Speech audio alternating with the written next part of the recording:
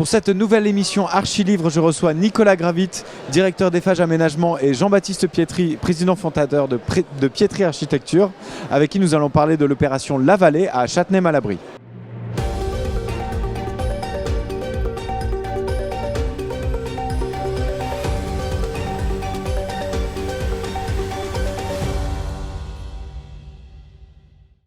Nicolas Gravit et Jean-Baptiste Pietri, bonjour. Bonjour. Bonjour. Merci de nous rejoindre sur le plateau de BITV pour parler de cette nouvelle émission sur le livre Architecte Aménageur. Pietri Architecte a mené une opération de 95 logements au sein de l'opération La Vallée, une ZAC un peu plus grande portée par Eiffage Aménagement. Une opération, votre opération en tout cas, livrée aujourd'hui. Première question, comme tous les autres on va dire, quel mot illustre votre collaboration lors de la création du projet ?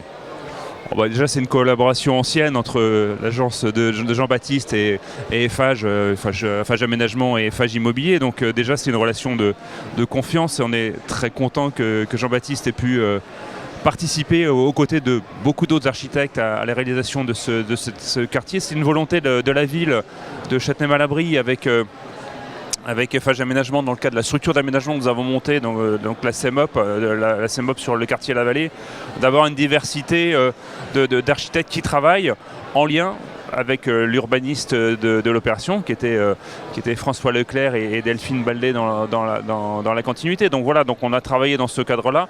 C'est vrai qu'on se connaît depuis très longtemps, et donc je pense que la relation a été assez facile et de confiance. Voilà. C'est exactement ça et c'est très important. C'est un métier suffisamment difficile, au temps long, et d'avoir une bonne relation, de se connaître, connaître les pratiques d'un groupe. Moi j'ai commencé à travailler avec Eiffage Immobilier il y a plus d'une dizaine d'années. On a fait quelques opérations assez ambitieuses ensemble. Et là c'était un nouveau projet. Alors c'est vrai, c'était parmi d'autres architectes dans un cadre très bien défini, mais donc il n'y a pas eu cette, je dirais, de découverte ou des choses comme ça. Il y avait au contraire des réflexes que nous avons amendés. D'accord, alors comment elle s'est déroulée cette relation, donc une relation de long terme tout au long de la construction de ce projet ? Alors justement, nous, quand nous arrivons, les architectes, dans des opérations de cette envergure, une grande partie du travail a été déjà conçue, a été déjà réalisée, et donc finalement on vient se poser et on vient développer une architecture, mais toute la partie aménagement a été pendant des années, des mois travaillée.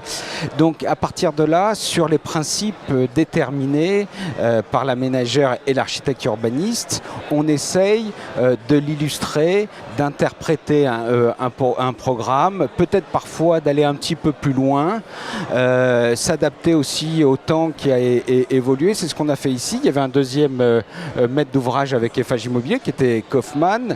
Donc c'est travailler de concert avec tout ça, et puis surtout d'inventer aussi un paysage, parce que c'est ça l'urbanisme aujourd'hui, autant presque que l'architecture, c'est compléter avec une composition paysagère.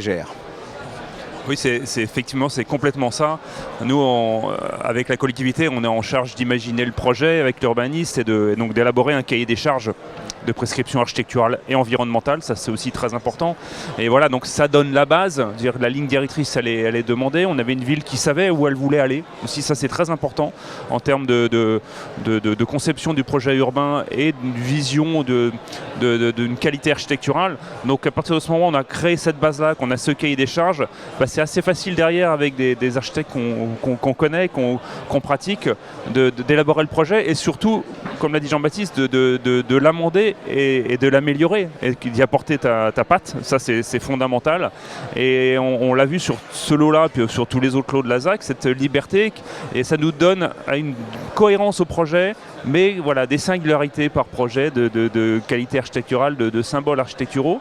Et du coup, le résultat est très satisfaisant. Et l'unité, en fait, on la retrouve essentiellement sur les espaces publics. C'est-à-dire qu'il faut que ce soit cohérent et que ça fonctionne avec les espaces publics qu'on a imaginés pour ce quartier. Et donc ça marche. Voilà. D'accord. Alors maintenant, comment est-ce que vous voyez le projet évoluer dans les 5 à 10 prochaines années? Vu qu'on a un cas un peu particulier, pour vous ce sera la ZAC, 10 prochaines années on va dire, et pour vous, pour cette opération, allez, 5-10 prochaines années aussi. Nous, alors l'essentiel, il faut que ça vive, que les gens soient heureux de vivre dans ce quartier-là. Alors, sur une ZAC qui n'est pas finie en plus. Sur une ZAC qui n'est pas finie, là on en a fait. Voilà, tout à fait. On a livré, avec le bâtiment de Jean-Baptiste, on a livré à peu près en même temps, à peu près 700 logements. Les premiers commerces qui sont arrivés, les premiers équipements publics qui vont être, l'école va être livrée dans les prochaines semaines. Donc voilà comment la greffe va prendre. Et il nous restera encore derrière pas mal de logements à construire encore pour plusieurs années. Donc voilà. Donc nous, comment les gens vont vivre, vont s'approprier le quartier, et c'est ça l'essentiel. Et comment est-ce que des associations de quartier vont se mettre en place. Voilà. Nous, notre but, c'est pas de construire des quartiers. Ça en fait partie, mais derrière, qu'il y ait des habitants, que ça vive, que les gens soient heureux, voilà, et qu'il y ait une mixité d'usage. Donc l'enjeu essentiel, il est là. Et la qualité architecturale compte énormément là-dedans. Si les gens se sentent bien dans leur logement, ils se sentent bien dans leur quartier, derrière c'est facile. Ils ont plaisir à le voir. Ouais. Oui, on oublie souvent que l'urbanisme, tant en conception qu'en réalisation, est un temps très long. Et parfois, nous avons des remarques sur des quartiers qui ne vivent pas assez, mais parce que le temps qu'un quartier s'installe, j'ai envie de dire que la vie s'installe, c'est un temps, ça prend quelques années. Donc là, ce qui m'intéresse une fois de plus dans leur composition, dans le travail des phages aménagement, c'est le travail sur le paysage. Parce que le paysage est très important dans ce quartier, donc le voir évoluer sur les 5 années, 10 années qui arrivent et voir comment les habitants vont se l'approprier, comment ils vont en profiter, je trouve ça très intéressant. Dans notre programme en plus, il y avait au-delà des logements une crèche, donc ça va participer à l'équilibre du quartier, et il y avait 2 commerces stratégiques sur un mail qui a été très bien dessiné. Et ces commerces, ils vont attirer du monde, ils vont être finalement le thermomètre un petit peu de l'évolution de ce quartier, de la vie, et ils vont être un déclencheur d'urbanité et de vie dans le quartier. Donc, l'évolution, elle va être, on va voir si on a réussi ou pas. Moi, je crois que ça va être une réussite parce qu'il est déjà beau. Il est très important, ce qui a été dit tout à l'heure, il est homogène. C'est-à-dire que ce sont des architectures différentes, mais il y a une homogénéité au travers notamment de la matérialité et des couleurs. Et on parlait du vieillissement. Il y a eu un soin particulier sur les matériaux de la brique, de la pierre, de l'enduit protégé. Une fois de plus, parce que un bon vieillissement, ça passe par cette qualité-là.